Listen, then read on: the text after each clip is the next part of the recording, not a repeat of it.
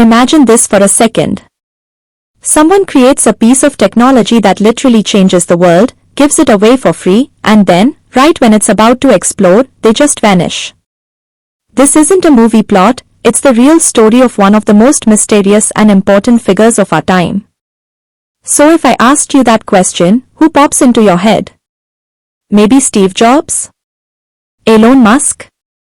Well, the person we are talking about is someone you've definitely heard of, but whose face you have never seen.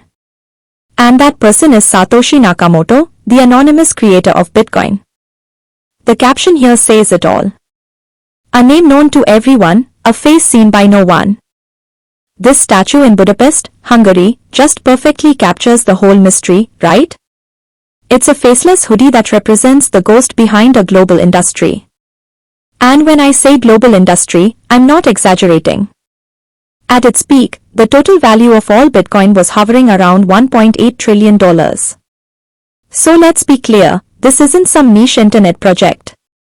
It's a massive financial force, and it was all started by a ghost. But here's the thing. To understand why Satoshi disappeared, you first have to understand why Bitcoin was even created. You see, this wasn't just some clever coding experiment, oh no. It was a direct and very pointed response to a moment of total global panic. And check out how fast it all happened. It's Halloween, 2008, right in the middle of the financial crisis, and this white paper just appears online out of nowhere. Then, barely 2 months later, on 3rd January 2009, the network flickers to life. The very first block of transactions is created, the Genesis block. And this is the truly brilliant part. This isn't just a random quote. Satoshi permanently embedded this exact newspaper headline into that very first block. Think about that. It's a timestamp, for sure, but it's also a mission statement.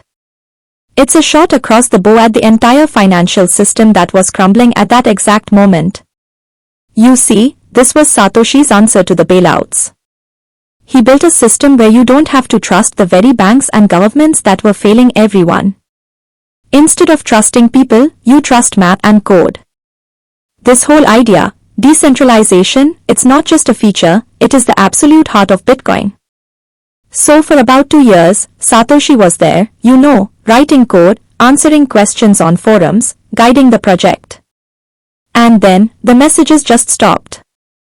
Not with some big announcement, but just silence, a quiet vanishing act.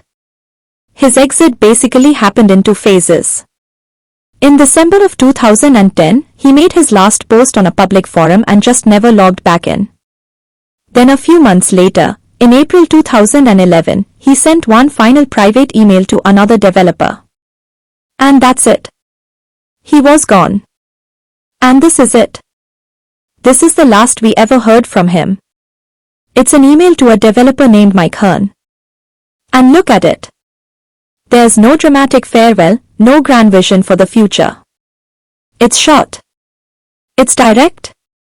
And it's basically him just handing over the keys. And this is the line. The 4 simple words that ended one era and started the next. I've moved on to other things. Just like that. Simple, clear, and totally final. Now you'd think for pretty much any other company or project, the founder suddenly disappearing would be a complete catastrophe, right? But with Bitcoin, a lot of people argue, it was the single most important and brilliant thing that ever happened to it. The disappearance became the point. This quote absolutely nails it.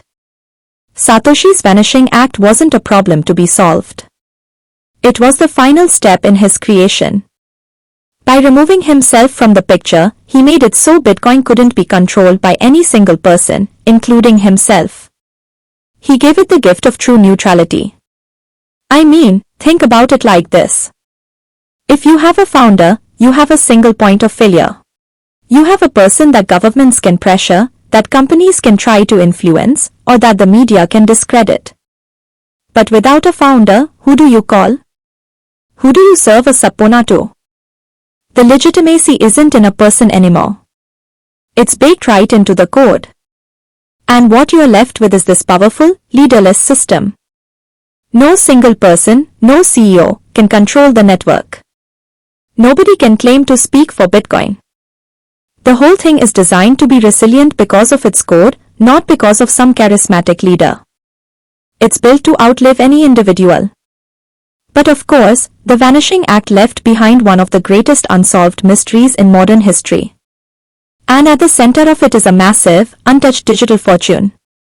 So it's widely estimated that back in the very early days, when pretty much only he was running the software, Satoshi mined and accumulated around 1 million Bitcoin. So what does a million Bitcoin look like in today's money? Well, the price jumps around, but we are talking about a fortune that can easily be worth around 90 billion US dollars. That would make him one of the wealthiest people on the entire planet. And here's the most mind-blowing part of the whole story. For over a decade, that massive fortune has been sitting there, completely untouched. Not a single coin has ever been moved or spent. And that just deepens the mystery, right? Is he unable to move them? Is he unwilling? Or is the silence itself the final, most powerful message he could ever send? Which in the end brings us to the ultimate question. Was Satoshi's disappearance an accident, a bug that left his creation orphaned? Or was it his final genius move, a sacrifice that guaranteed Bitcoin could never be captured, could never be controlled, and would forever belong to everyone? These images show information about Satoshi Nakamoto's Genesis block mining address, which is the Bitcoin address that received the very first block reward when Bitcoin was created.